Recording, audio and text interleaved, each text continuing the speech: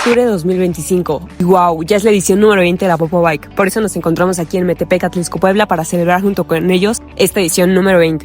Empecé corriendo la pista corta de 32 kilómetros. Finalmente me animé a correr la pista de 64 kilómetros, con las icónicas subidas de Los Pinos, el Colibrí y el Bicentenario. Unas vistas increíbles del volcán Popocatépetl y tener la fortuna de compartir pista y podium con varias figuras nacionales e internacionales como Pauline Prevot y Kate Corney, y siempre recordando al buen capitán.